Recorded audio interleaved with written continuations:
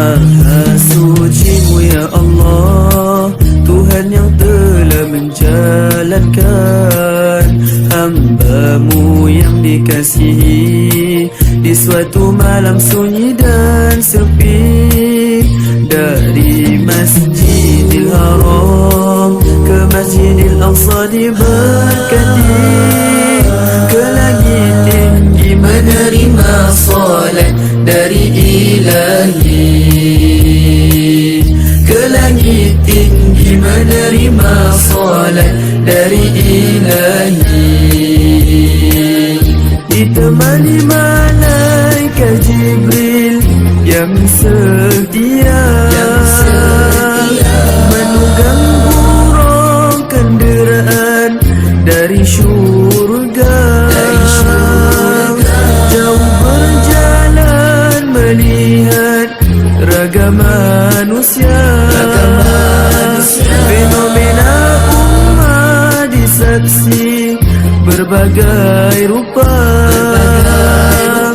Panduan hidup insan mulia, contoh teladan sepanjang masa. Insaflah hai umat Islam, hidup kita tidak kekal. Apa yang diperintahkan wajib tunaikan. Insaflah hai umat Islam, hidup kita tidak kekal. Apa yang diperintahkan wajib tunaikan. Nabi Muhammad sudah nggak apa-apa, sudah 5 rakaat. Kemudian baru kedengaran dari langit bahwa apa, dibilang, hei Muhammad, 5 rakaat itu sama dengan 50 kali rakaat. Satu kebaikan yang dilakukan oleh umat Nabi Muhammad SAW itu bernilai 10. Maka 5 rakaat sholat itu bernilai 50. Itu misteri di Isra dan Mi'raj. Akhirnya Nabi Muhammad SAW pun menerima perintah tentang sholat. Itu begitu sejarahnya cukup panjang, tapi disingkat saja. Ya, akhirnya sampailah kepada kita ini saat ini, ibu-ibu dan bapak-bapak, yang semoga kita semuanya selalu diberkahi Allah Subhanahu wa taala. Sampailah perintah sholat itu kepada kita saat ini. Maka bapak-bapak, ibu-ibu, menjadi kewajiban kita bersama untuk menjaga perintah sholat ini. Untuk kita sama-sama terus mendirikan sholat. Jangan sampai kita meninggalkan sholat. Di antara pembeda antara orang kafir dengan orang muslim adalah sholat. Maka hati-hati, jangan sampai meninggalkan sholat. Kondisi kita bagaimanapun, ina-ina, aduh saya sakit Ustaz. Ngapain sakit? Bisul gak bisa duduk, tidur. Gak bisa tidur, pakai bahasa isyarat. Gak bisa isyarat, mati saja. Masa isyarat aja gak bisa. Ya, itu artinya apa, ibu-ibu? Sholat ini wajib. Ya, sholat itu wajib. Terlebih kita sholat tepat waktu itu sangat diutamakan. Sholat wajib, sholat berjamaah tentu memiliki keutamaan. Bapak-bapak, ibu-ibu, dan anak-anak yang dimuliakan oleh Allah Subhanahu wa taala, kalau kita mengaitkan bagaimana Isra dan Mi'raj dengan kehidupan kita pada saat ini. Tadi Isra adalah bagaimana perjalanan Nabi Muhammad dari Masjidil Haram kepada Masjidil Aqsa berjalan. Sama halnya dengan apa itu, ibu-ibu, anak-anak? Sama halnya kita berjalan dari rumah kita ke musola, dari rumah ke masjid. Maka sebenarnya kalau secara bahasa kita sudah Isra. Isra berjalan dari satu tempat kepada musola, berjalan dari satu tempat ke tempat sholat. Karena musola itu ismul maf'ul. Itu dalam bahasa Arab namanya ismul maf'ul. Tempat dilaksanakan sebuah pekerjaan namanya ismul maf'ul. Asal katanya apa? Shalla yusolli musola. Sholat adalah pekerjaannya, maka tempat sholatnya dinamakan musola. Masjid asal katanya sajada yasjudu. Tempat sujudnya apa? Masjid. Bata yabitu baitun, rumah artinya. Asal katanya bata, menginap, maka tempat orang menginap itu ya rumah. Ya, Nah itu ismul maf'ul dalam bahasa Arab. Maka Isra kalau kita kaitkan ibu-ibu dengan kehidupan kita sehari-hari adalah bagaimana kita berjalan dari tempat kita ke tempat menuju sholat. Tempat kita sholat itu sudah Isra secara bahasa. Dan tentu kalau kita lihat ibu-ibu dan bapak-bapak yang mudah-mudahan kita diberkahi oleh Allah Subhanahu wa taala, berjalan kita dari rumah ke musola tidak luput dari godaan. Ada saja yang menggoda kita. Baru saja kita mau ke musola, ya mungkin kita dicaci sama teman, dicaci sama warga dan lain sebagainya. Ada saja baru kita mau sholat, kalau ibu-ibu baru saja mau ke musola nangis anaknya yang kecil. Ya kata nangis Fadilah. Kalau anak-anak kecil itu gimana kalau nangis? Anak kecil Fadilah? Ina katanya. Enggak, itu kalau udah kebesaran. Kalau masih kecil paling ibunya akhirnya ambil lagi anaknya. Baru mau berangkat ke musola, ya itu tadi sakit perutnya, mungkin kebelet mau ke WC. Ya akhirnya ke WC dulu. Tidak luput kita dari apa? Dari cobaan untuk berangkat dari tempat kita tinggal ke tempat kita akan sholat. Karena pada hakikatnya itulah tadi Isra. Yang kedua apa? Setelah kita sampai ke musola, sampai kita ke masjid, maka apa yang kita lakukan anak-anak? Kita siap-siap sholat. Ya Sari ya, sholat itu diawali dari apa? Takbir, Allahu Akbar. Nah ini kita sudah mulai menghadap mana? Menghadap siapa? Menghadap Allah Subhanahu wa ta'ala. Itu mi'raj itu. Maka ada orang yang Isra, tinggal Isra pergi ke musola. Tapi ketika dia sudah mulai sholat, Allahu Akbar. Ini juga tidak luput dari apa? Dari cobaan. Tidak luput dari godaan. Ketika kita Allahu Akbar takbir, ini jarang sekali kita bisa khusyuk sholat. Karena apa? Allahu Akbar. Kadang kita berpikir hal-hal yang tadi kita lihat di jalan. Allahu Akbar. Apa kando dinak baru? Allahu Akbar. Kayaknya tadi saya lihat sendal saya di sebelah sana. Ada saja yang kita pikirin.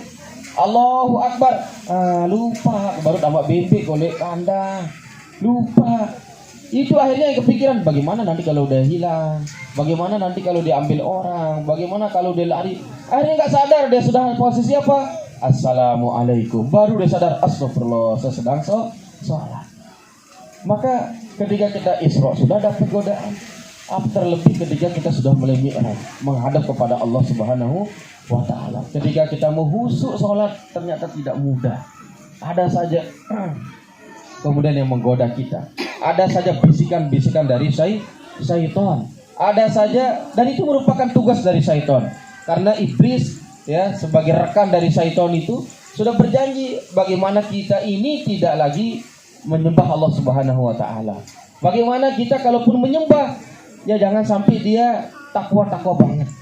Jangan sampai dia kemudian khusyuk banget.